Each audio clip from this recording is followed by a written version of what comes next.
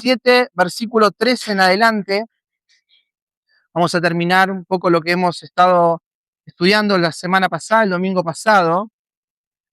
Lo que vamos a ver en la oración de Jesús es un poco el corazón sincero, es lo que decíamos el domingo. Si alguien pudiera escuchar tus oraciones íntimas, cuando nosotros oramos en un lugar de nuestra habitación, nuestro cuarto, y cuando uno ora en ese lugar, y si alguien tuviera la posibilidad de escucharte, las oraciones que nosotros hacemos en la intimidad, lo más probable es que hable mucho de nosotros. ¿Qué estamos pidiendo? ¿Qué es lo que le estamos diciendo a Dios? ¿Qué es lo que queremos que Dios haga con estas oraciones? Bueno, Jesús, cuando reúne a sus discípulos antes de ir a la cruz, Él va a orar y Él va a mostrar una oración tan sincera, pero también Él va a mostrar una realidad espiritual para todos los discípulos que luego llegarán por el alcance de los discípulos y para la iglesia. Cuando uno lee las oraciones, la oración de Jesús, vamos a ver esta realidad que la iglesia tiene que tener.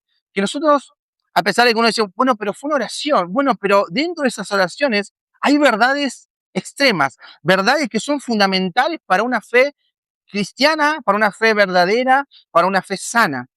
Por eso, el domingo pasado primero vimos que la iglesia debe que glorificar a Dios en todas las cosas que haga, desde la manera en cual cantamos, en la cual vivimos vivimos la vida, trabajamos, somos familia, los padres, las mujeres, siendo una vida o haciendo una vida de tal manera que Cristo sea glorificado. Si vimos también que si Jesús cumplió todo y fue obediente, la iglesia debe ser obediente. Nosotros debemos caminar en la obediencia de Cristo Jesús.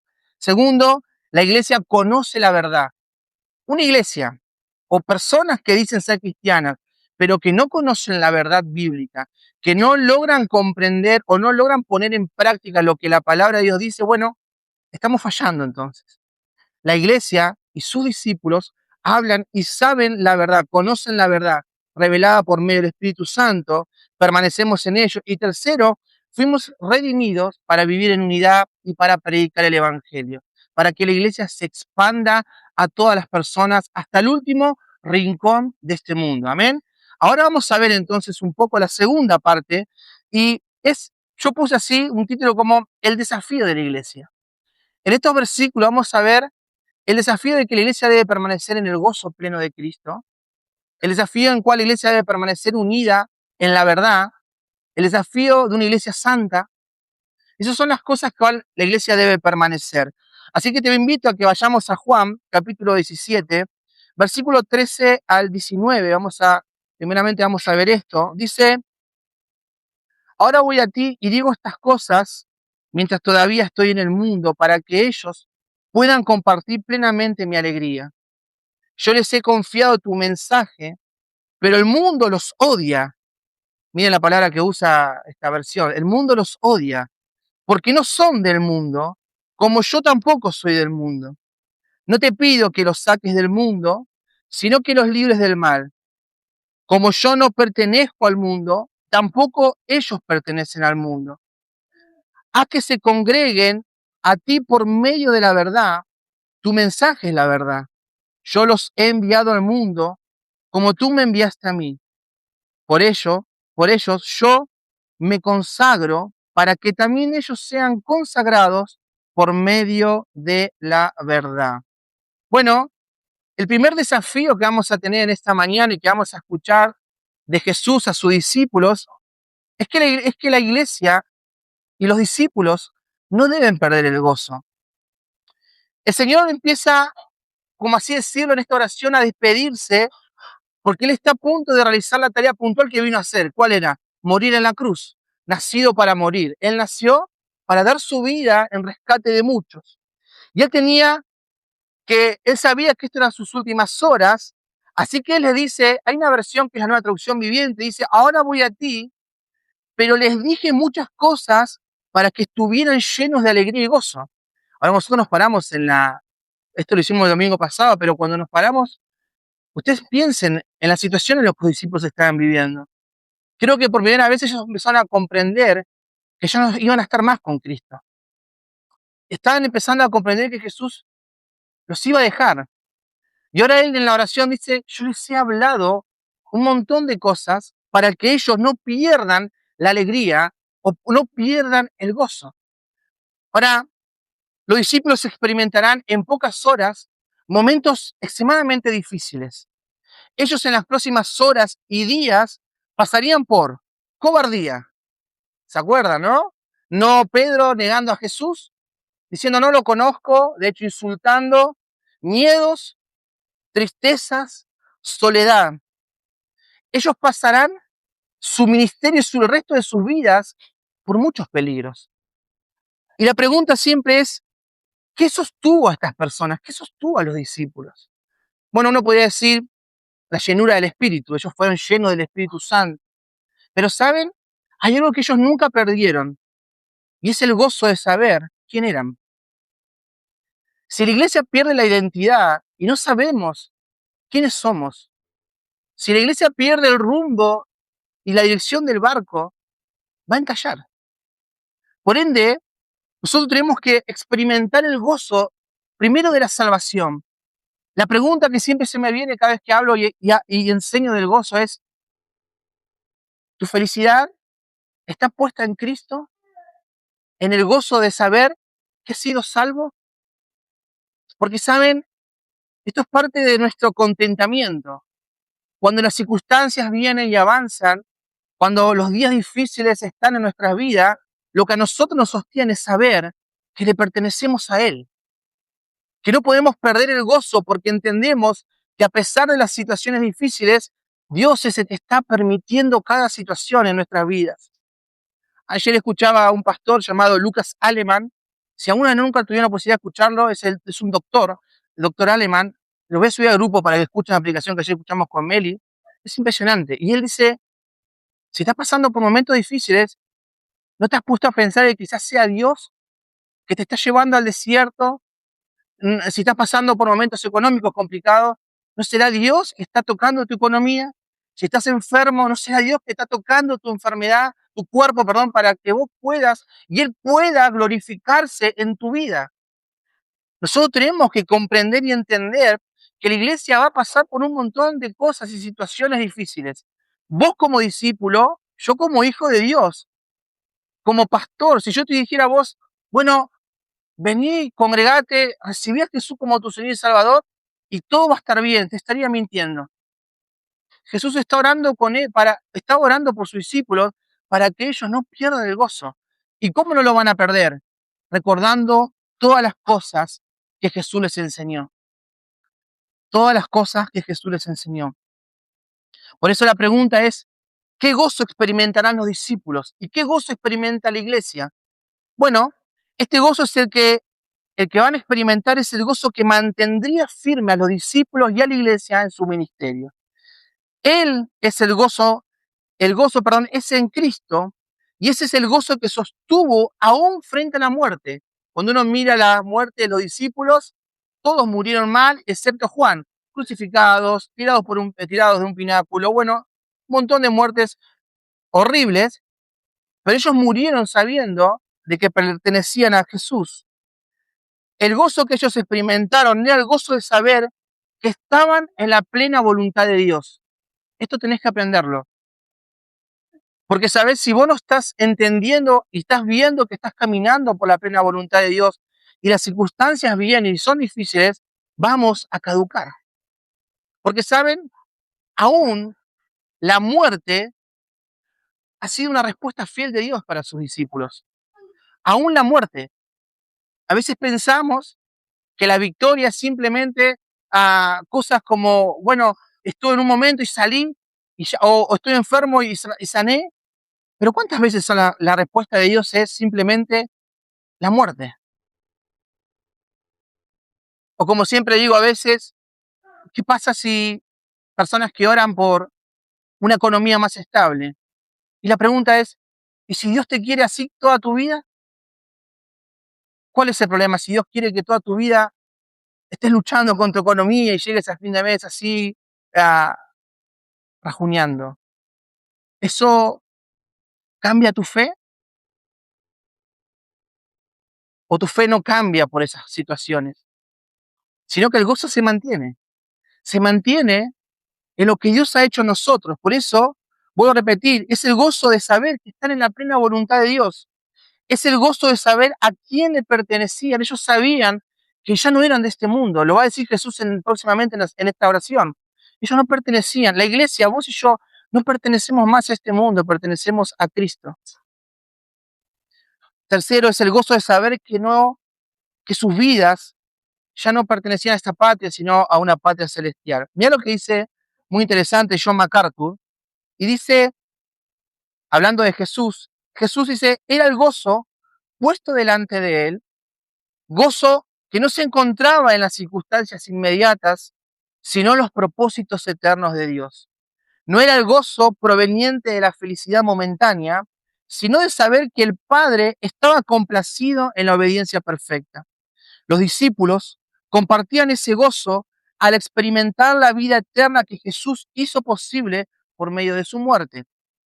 Todos los creyentes y todas las generaciones posteriores a los 11 han compartido la misma clase de gozo. Yo agregaría, y la iglesia comparte el mismo gozo que los discípulos. Nosotros, hermanos, caminamos en ese gozo pleno. Ustedes saben, la iglesia no es feliz, no somos locos felices por el hecho de simplemente ser felices. Somos felices, tenemos gozo pleno porque Cristo nos amó. Y de verdad que eso debería ser para nosotros lo único que necesitamos.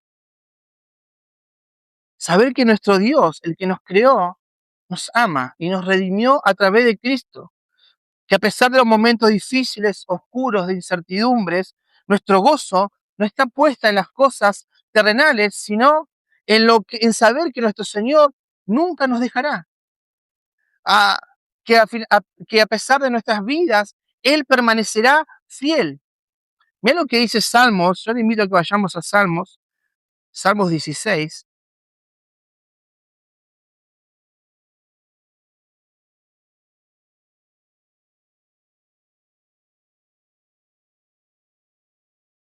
Salmos 16. Vamos a leer un poquito algunos. Vamos, Salmos 16, 9. Dice así. Vamos del 8. Tengo siempre presente al Señor. Con Él a mi derecha no sucumbiré. Por eso se alegra mi corazón. Mi interior se regocija y todo mi ser descansa tranquilo. Pues no me abandonarás en el reino de los muertos. No permitirás que tu fiel vea la tumba. Mira lo que dice el 11. Tú me muestras el camino de la vida. Junto a ti abunda la alegría y a tu lado el gozo no tiene fin. ¿Qué te parece? Él nunca nos va a abandonar. Y el solo hecho de este mensaje de decir, saber que Él nunca te va a abandonar. Ya digo que no importa los tiempos difíciles. La iglesia no debe perder el gozo. Pienso que aquí en Latinoamérica todavía nosotros luchamos como iglesia con la distracción. La iglesia de Cristo en Latinoamérica lucha con la distracción.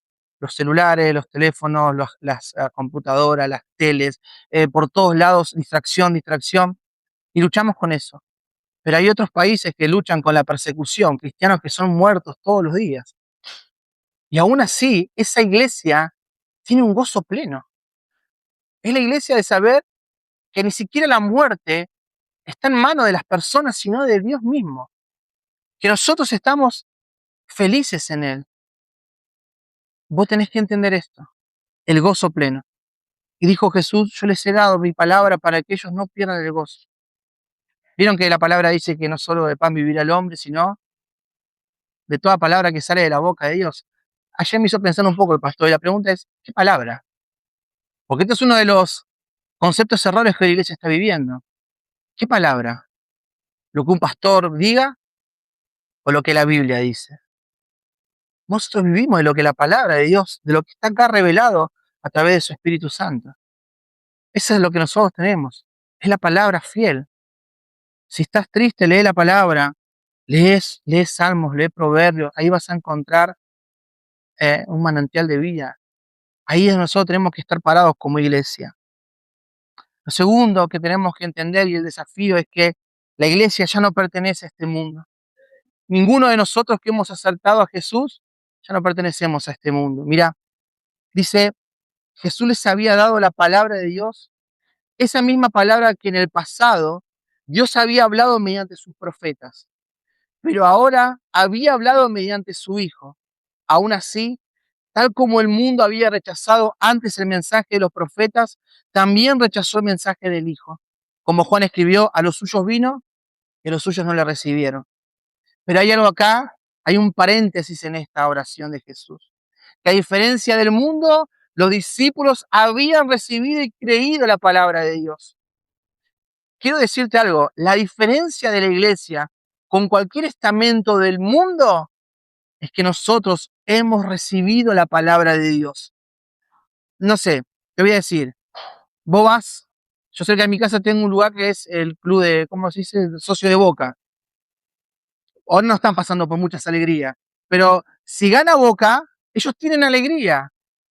Nosotros también tenemos alegría, pero nuestra alegría es diferente, es eterna. El cristiano es gozoso por toda la eternidad.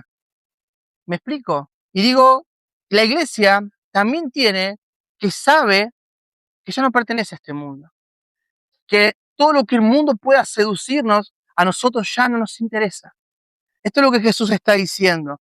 Y él va a mostrar algo que también tenemos que ver, porque pareciera que la iglesia actual de estos tiempos está más inspirada por el mundo o queriendo parecerse al mundo, y la Biblia y las oraciones, como la de Jesús está diciendo, la iglesia no se parece al mundo. Por eso dice, ahora estos creen la verdad y dice, ellos serán aborrecidos. La oración de Jesús dice, ellos serán odiados. Y uno dice, ¿cómo? Al fin y al cabo me acerco a Jesús y la gente me va a odiar. Bueno, esto es una marca distintiva de la iglesia. Y no lo digo yo, esto lo dice Jesús. No es que quiero que seamos odiados o que te odien, pero es parte de lo que Jesús está diciendo. La marca distintiva de la iglesia es que nunca la iglesia tendrá empatía con el mundo. Déjame explicarte esto, porque al final no voy a decir, pero bueno, ¿cómo hacemos entonces? No, no. La iglesia ora por los que no creen, aman a los del mundo, o sea, aman de una forma en la cual nosotros necesitamos y anhelamos ardientemente que el mundo conozca a Jesús, como lo hiciste vos un día, como un día alguien se acercó y te predicó y te dijo, ¿sabes? Dios te ama, Cristo murió en la cruz y uno fue redimido. Así de esa manera nosotros amamos al mundo, oramos por ellos, oramos para que el Señor los alcance, pero nosotros no tenemos empatía con nada de lo que el mundo dice que es bueno. Amén. El mundo dice que hoy hay que separarse. La iglesia dice que no, que lo que Dios unió se va a mantener eternamente. El mundo está diciendo a los jóvenes que, bueno, puedan perder todo sentido, no importa, hay que pasar por drogas, por vicios, para probar, hay que cumplir tus propios sueños, tus metas. Bueno, la Biblia dice que no, que nosotros debemos caminar en obediencia a lo que Dios llama bueno. Por ende, la iglesia no pertenece ya a este mundo. Cuando la verdad, y la pregunta es ¿por qué la iglesia o por qué los discípulos serán odiados? Bueno, porque la verdad, cuando es expuesta, muchos no querrán escuchar la verdad. Y lamentablemente pasan dos cosas, esto es increíble. Cuando vos predicás el Evangelio, por ejemplo, y Tomás acepta la palabra de Dios como verdad, él va a adorar a Dios y va a exaltar su nombre. ¿Y la gloria a quién se la lleva? Dios. Pero si yo predico el Evangelio y Tomás no acepta el Evangelio, Tomás no solamente no va a honrar a Dios, sino que va a odiar el mensaje y me va a odiar a mí. Odiará al mensajero. Uno diría, pues yo no tengo nada que ver. Bueno, así se mueve, así es el Evangelio. Si la persona se convierte, la gloria es para Dios. Si no, bueno, quiero decirte que muchas veces te odiarán por decir la verdad. Pero tenemos que persistir en esto. Escuchen, el mundo está totalmente devaluado. El sistema de este mundo está devaluado. Si tenés que mentir para pisarle la cabeza a alguien, si tenés que mentir para llegar a un puesto en tu trabajo, si tenés que mentir para llegar a ser mejor amigo, si tenés que mentir para, no sé, alcanzar algo, está bien. Pero no, la palabra de Dios dice lo contrario. La iglesia permanece en la verdad, defiende la verdad, a una costa de que te odien, a una costa de que a muchos no le caigas bien. Pero la iglesia es esto, es una verdad. La iglesia no puede asociarse con la mentira, la iglesia mucho menos puede asociarse con la corrupción. Esto lo hemos hablado, ¿se acuerdan cuando hablamos allí de la predicación? Pastores que se enriquecen con la plata de las ovejas.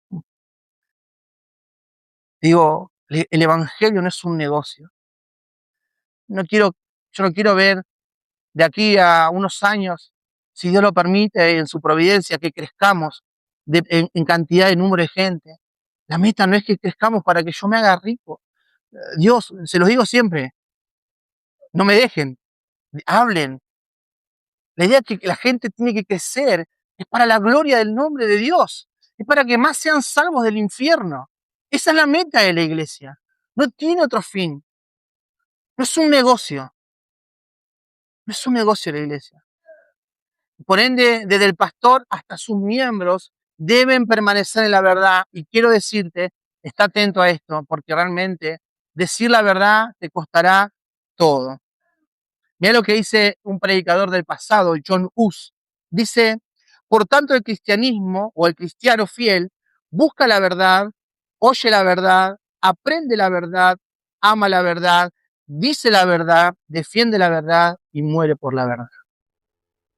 Ese es el estándar de la iglesia.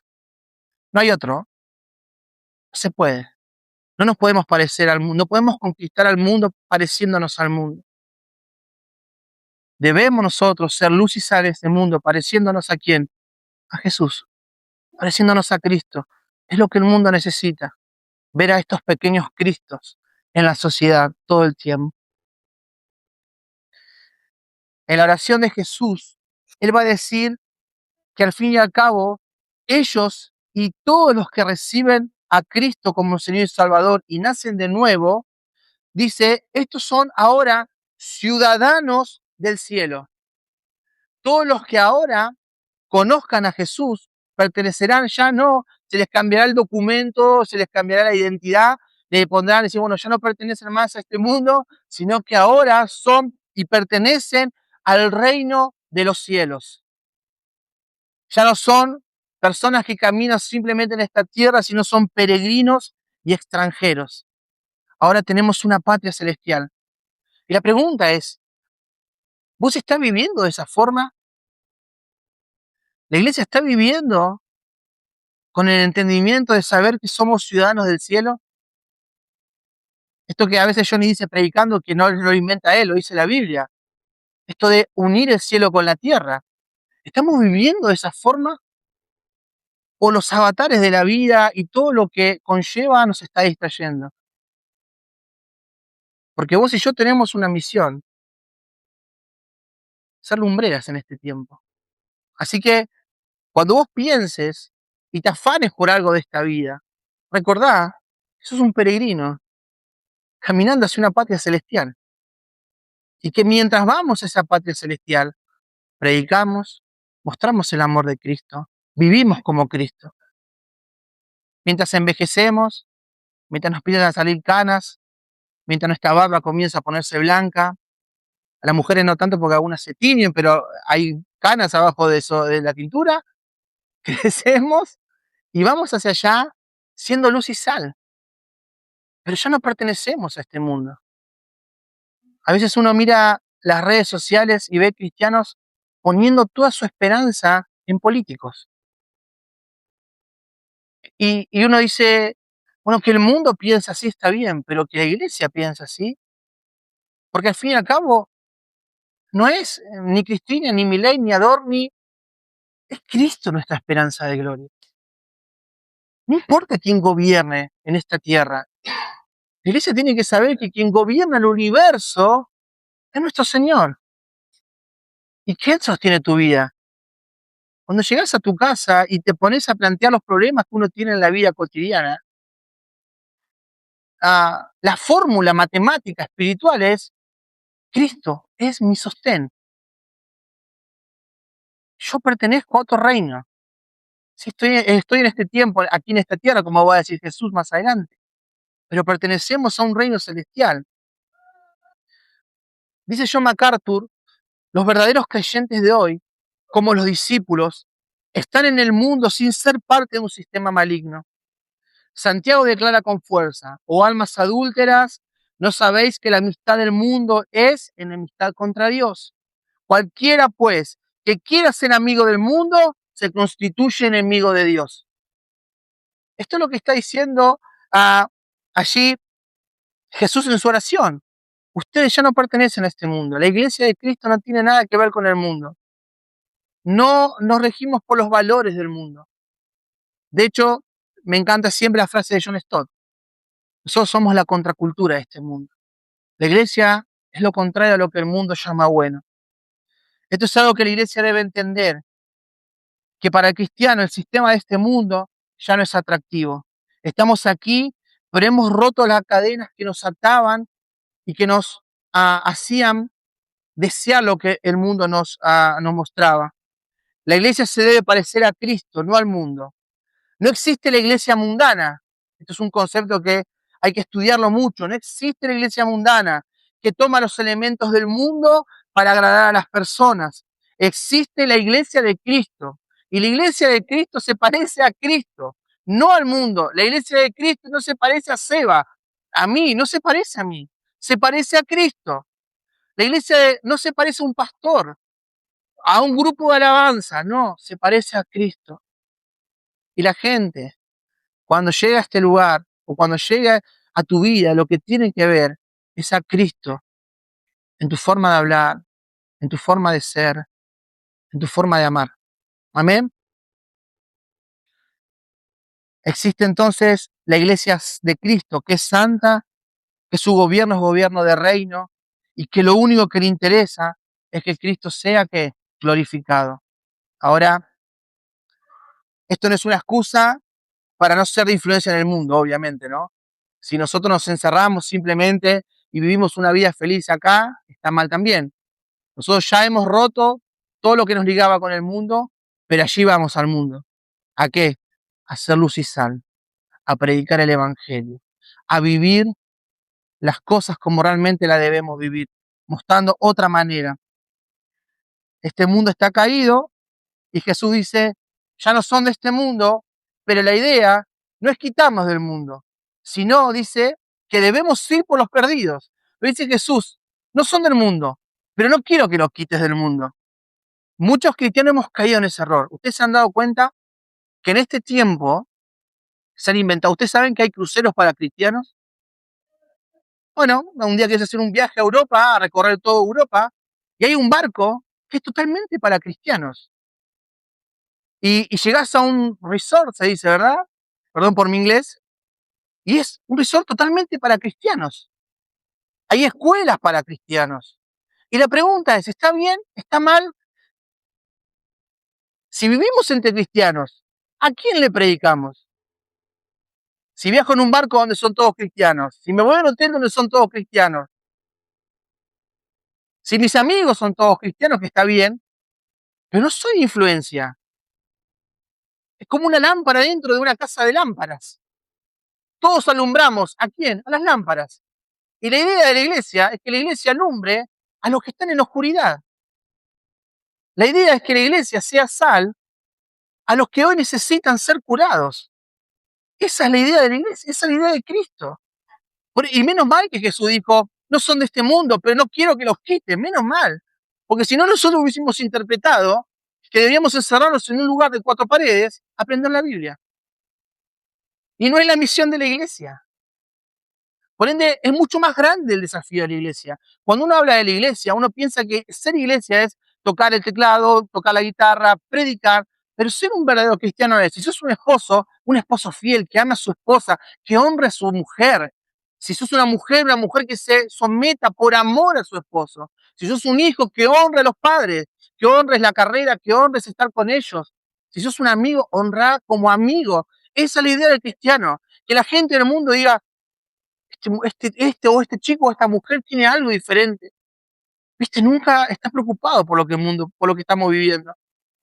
O siempre tiene una respuesta sabia. O sabe decir cosas o no habla de más. Esa es la iglesia de Jesús. Esa es la iglesia de Cristo. Por eso, mirá lo que dice Primera de Corintios. Yo no tengo mi celular porque se me acabó, pero si alguien lo quiere buscar en la Nueva Traducción Viviente, se me acabó la batería. Primera de Corintios, capítulo 5. Te digo cara conocida, uno no lo conocemos, ¿no? ¿No? En Farosur no trabaja con Fer, ¿no? Primera de Corintios 5, del 9 al 12, dice así, a ver, lo voy a leer esta traducción primero. Dice pues, a lo que veo, Dios nos ha reservado a los apóstoles, perdón, 5, ¿no? Acá, 5:9. Dice, les dije por carta que no tuviesen trato con gente lujuriosa. Es claro que no hablaba en plural de todos los lujuriosos de este mundo, como tampoco de todos los ávaros, ladrones o idólatras, pues en tal caso tendrían que vivir en otro mundo. Lo que realmente quería decirles en la carta es que no tengan trato con quien presume ser cristiano y es lujurioso, avaro, idólatra, calumniador, borracho o ladrón. Con alguien así, ni sentarse a la mesa. No me corresponde a mí juzgar a quienes no forman parte de la iglesia, pero juzgar a quienes forman parte de ella sí es cosa de ustedes. A los que están fuera ya lo juzgará Dios. Así que eliminen el mal dentro de ustedes. Bueno, este es un versículo bastante controversial y bastante fuerte dentro de lo que es la Biblia. Pablo está diciendo a los corintios, una iglesia que tenía todos los dones, que habían todos los ministerios desarrollados, pero que era una iglesia que no tenía amor. ¿Por qué? Porque la gente estaba compitiendo dentro de la iglesia. La gente estaba corriendo por ministerios. De hecho, había pecados tan fuertes dentro de esa iglesia que ni siquiera pudieron corregirlos. Y Pablo está diciendo en un momento, yo les escribí, no para que ustedes se encierren en un lugar, porque si ustedes no quisieran vivir en el mundo, deberían vivir en otro mundo. Es imposible, es imposible. Por ende, la iglesia no se encierra en sí misma. La iglesia tiene un mensaje y somos heraldos de este tiempo. Gente que hoy estás acá en este lugar, ¿sabes? La cantidad de personas y jóvenes que pasan a la... Free audio post-production by alphonic.com. Free audio post-production by alphonic.com. Matrimonios que están destrozados. Nuestros niños que están sobrecargados de información. Que están a un clic de la computadora, desde ver pornografía hasta lo más vil de este mundo. Y la pregunta es, ¿a dónde están los cristianos? ¿O nos quedamos simplemente con la frase no somos de este mundo? Está bien, no somos de este mundo, pero Dios no quiere que nos quitemos de aquí. ¿Sabés lo único que no vamos a poder hacer en la eternidad? Predicar el Evangelio. Es por eso que la iglesia hoy está en este tiempo. Si no, ya estaríamos todos con el Señor. Tierra nueva, cielo nuevo. Pero lo que Él ahora nos está llamando es a entender la responsabilidad que tenemos. Hermanos, la iglesia debe estar presente en todos lados. Jesús ora en esta oración, no los quite de este mundo. ¿Y qué dice luego? Guárdalos del mal. No hay nada más que Satanás prefiera que destruir la fe salvadora de un creyente o quitarla de la seguridad de estar en Cristo. Pero quiero decirte algo, si sos cristiano, si sos parte de la iglesia de Jesús, la iglesia está completamente guardada en las manos de nuestro Señor. Y si hay algo que alguna vez te pasa como creyente, es la plena soberanía de Dios.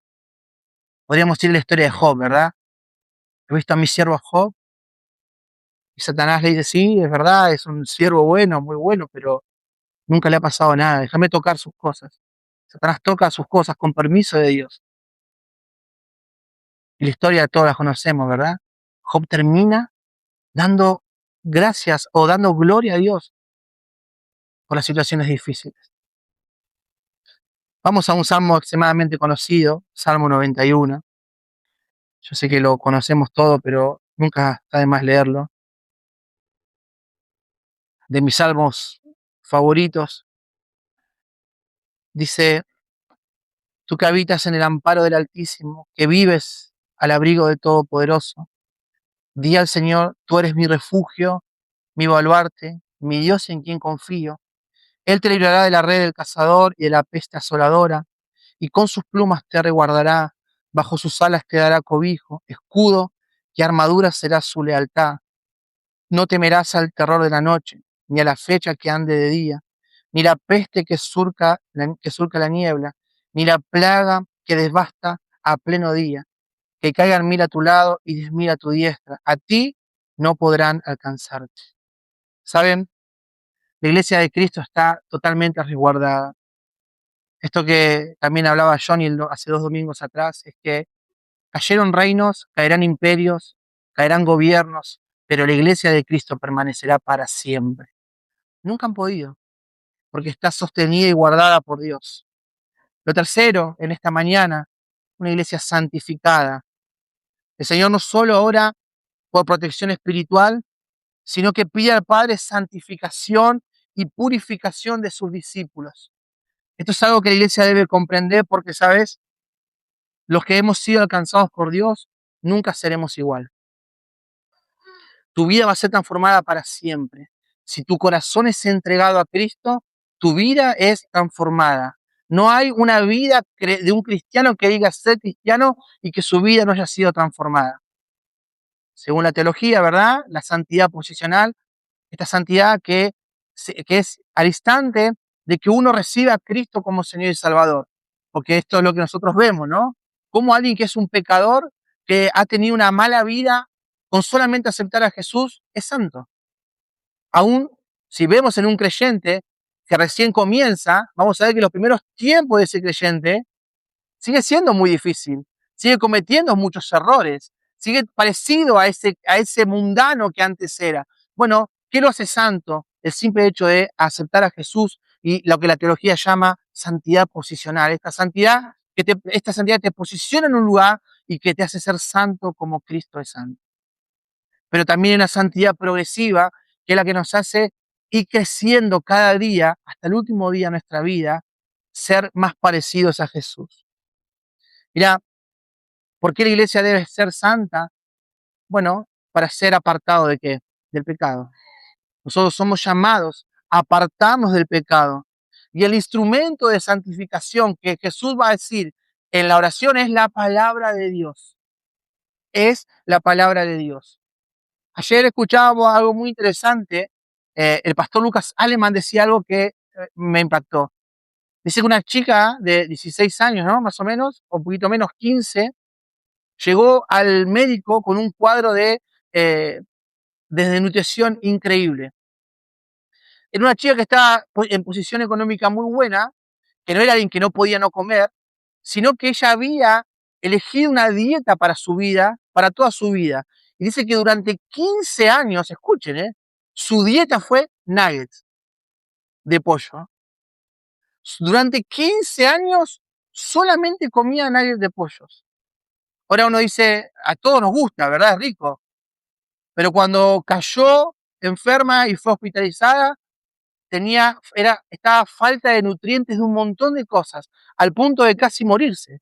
Los médicos pudieron salvarla. Pero ¿qué es lo que qué es lo que está pasando? Y creo que esto es algo que debemos entender. Nosotros no estamos viviendo el problema que están viviendo las iglesias quizás del Medio Oriente, que no se pueden meter a YouTube o pueden tener sus Biblias allí como nosotros, sino que nosotros estamos viviendo el problema de la sobreinformación que tenemos. Vos te metés a YouTube y tenés miles de pastores, miles de congregaciones. De hecho, esto es verdad. Un estudio en los Estados Unidos, esto lo hemos dicho una vez, dice que familias norteamericanas, y lo más probable es que nosotros también, en cada casa haya por lo menos 3 o 4 Biblias dentro de un hogar. Entonces el problema no es la falta de Biblias o la falta de predicadores. El problema que hoy tenemos como iglesia es qué estamos eligiendo para comer. Muchas veces nos estamos alimentando de pollo todos los días.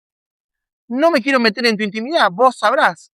Pero vos tenés una Biblia en tu casa y lo más probable es que todos los que estemos acá tengamos 2, 3 o 4 Biblias. Y la pregunta es, ¿cuánto estamos dedicándole nosotros a la lectura bíblica seria?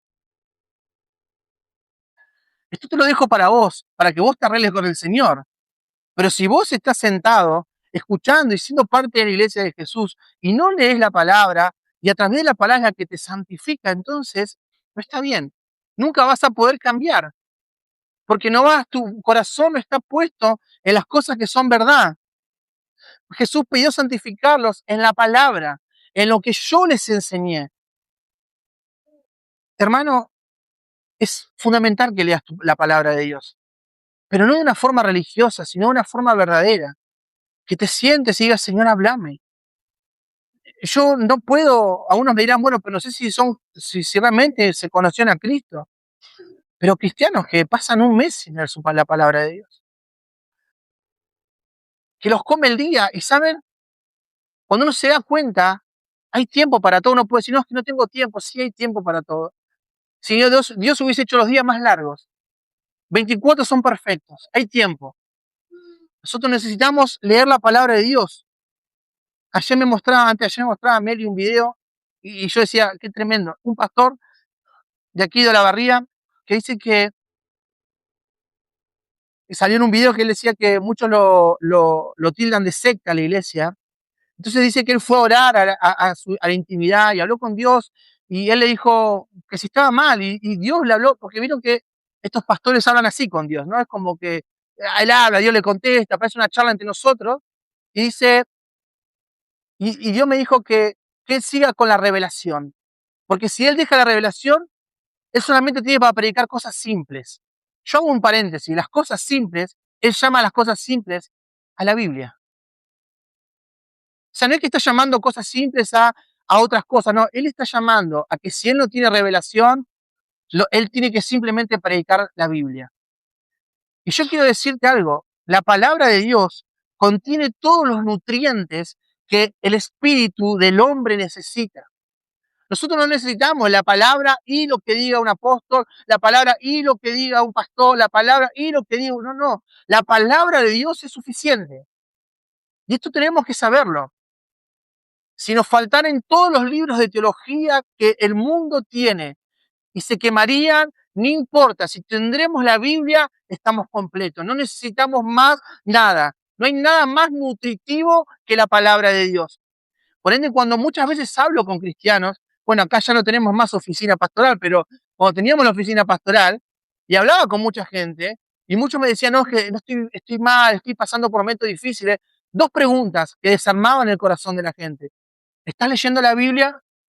Bueno, algunos decían como, y no, bueno, ahí tenemos el 50% de lo que le está pasando. El segundo 50%, ¿estás orando? No. ¿Cómo que llevar una vida fructífera entonces? Porque el Evangelio no es magia. Si no estás orando y si no estás leyendo la Biblia, claro que vas a estar entristecido, agobiado, agotado. Así que la iglesia debe anhelar la palabra de Dios, que sea expuesta con fidelidad, porque sabe que la palabra traerá vida a los corazones. Cuarto, y ya terminando, la unidad de la iglesia y el amor correcto. Mira, vamos a leer, vamos a Juan, te invito a Juan, ya terminamos. Juan 17, del 19 en adelante, dice: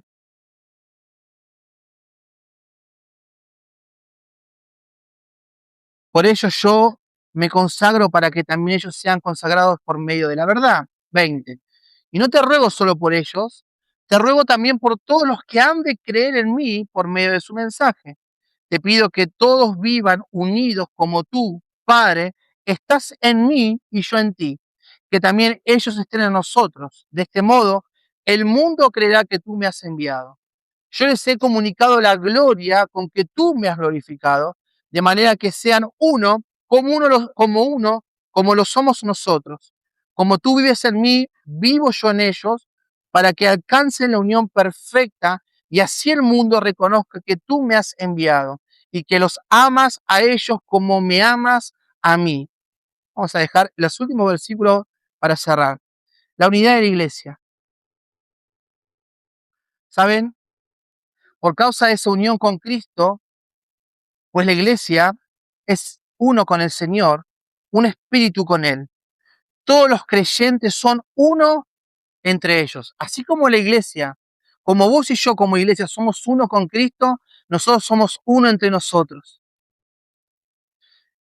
Hay una confesión, la confesión de Westminster, que se encuentra allí en las Biblias reformadas, es la confesión eclesiástica de una iglesia. Dice que la iglesia católica o universal, que es invisible, está compuesta por el número total de elegidos que han sido, son o deben ser reunidos a una bajo Cristo, quien es su cabeza y es la esposa, el cuerpo, la plenitud de aquel que lo llena todo en todos. La unidad de la iglesia está en Cristo. Y reconoce que la cabeza es Jesús. La cabeza no es un hombre. Y perdón que haga mucho énfasis en esto. No es un pastor. Es Cristo. Nosotros somos hermanos unidos por el amor de Jesús. Con diferentes tareas, sí. Yo soy pastor, les he llamado a pastorear la iglesia. Pero todos tenemos la misma responsabilidad de llevar el evangelio a toda criatura. Amén.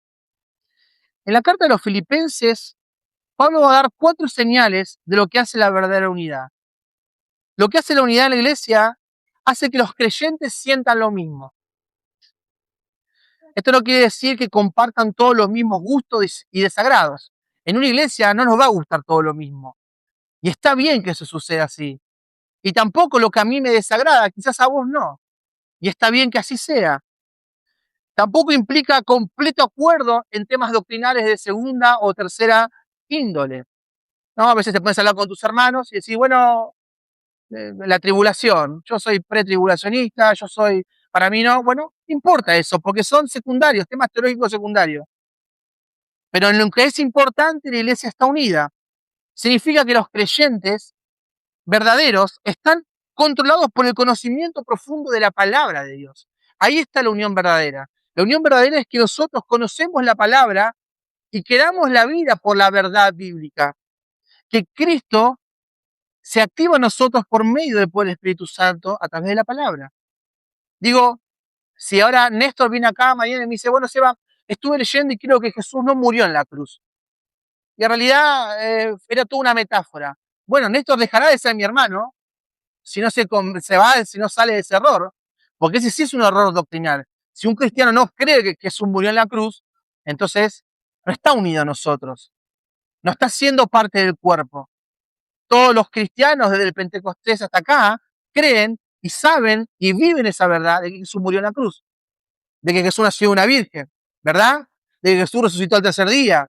La resurrección es una metáfora, es verdad.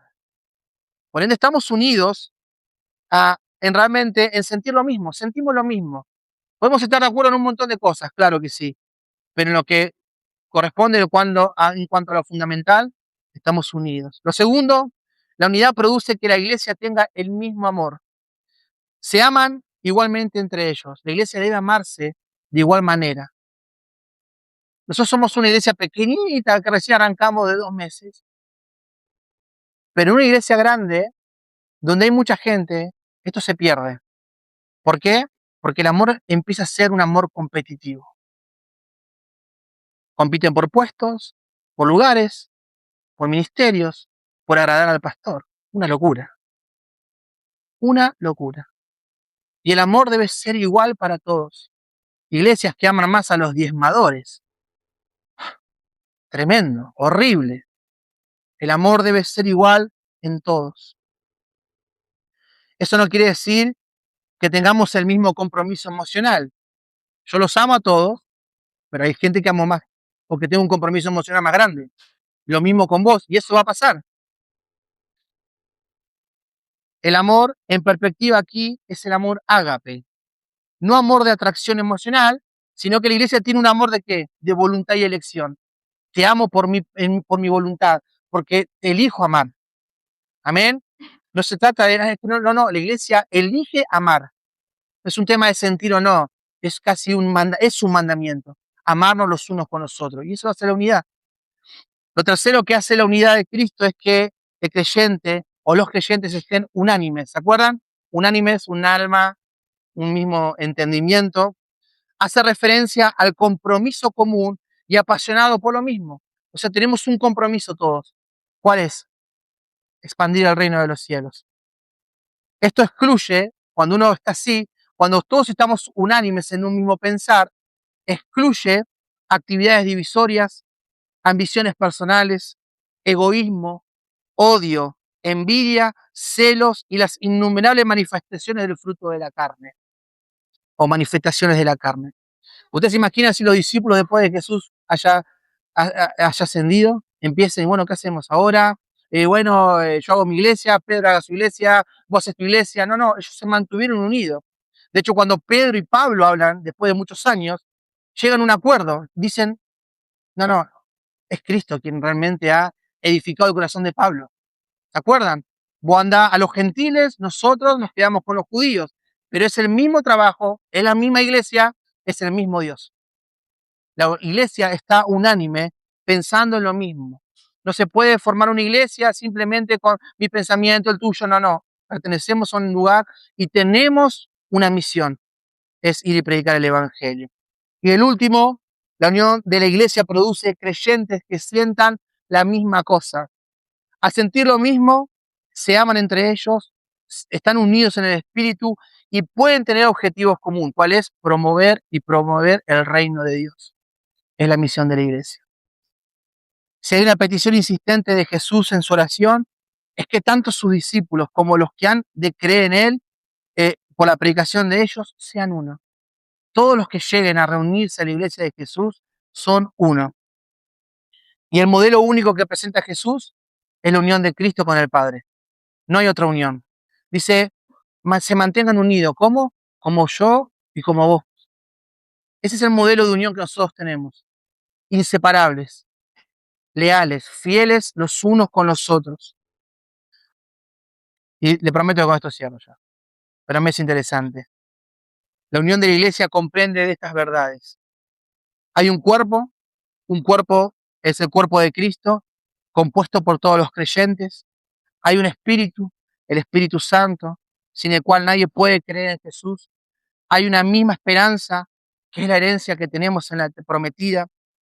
Hay un Señor Jesucristo, quien es la única cabeza del cuerpo. Hay una fe, la fe que ha sido una vez dada a los santos. Hay un bautismo. Probablemente esto esté hablando de la muestra de los creyentes al mundo a través de las aguas bautismales. Hay un Dios y Padre de todos, lo cual es sobre todos y por todos en todos. El único Dios verdadero es el gobernante soberano de la iglesia. Amén. Así que para terminar, voy a decir las últimas palabras que Jesús dice en esta oración. Padre, quiero que los que me diste estén conmigo donde yo estoy. Este es el anhelo de Jesús. Y este es el anhelo de la iglesia. Donde Cristo esté, allí esté la iglesia. Y este tiene que ser tu motor, el cual te mueve cada día cuando te levantas. Decirle, Señor, yo quiero estar donde vos estás. Entonces podrán ver, dice Jesús, la gloria que me diste, porque me amaste aún antes de que comenzara el mundo. Oh Padre justo, el mundo no te conoce, pero yo sí te conozco. Y estos discípulos, hoy que hoy están acá también en esta iglesia, saben que tú me enviaste. Yo te he dado a conocer a ellos y seguiré haciéndolo. Entonces tu amor por mí estará en ellos y yo también estaré en ellos. ¿Saben? La oración final de Jesús, las últimas palabras de Cristo.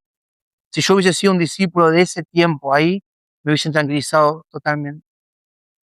Es saber que mi Señor me está diciendo que Él quiere que yo esté donde Él esté y que su amor permanecerá para siempre.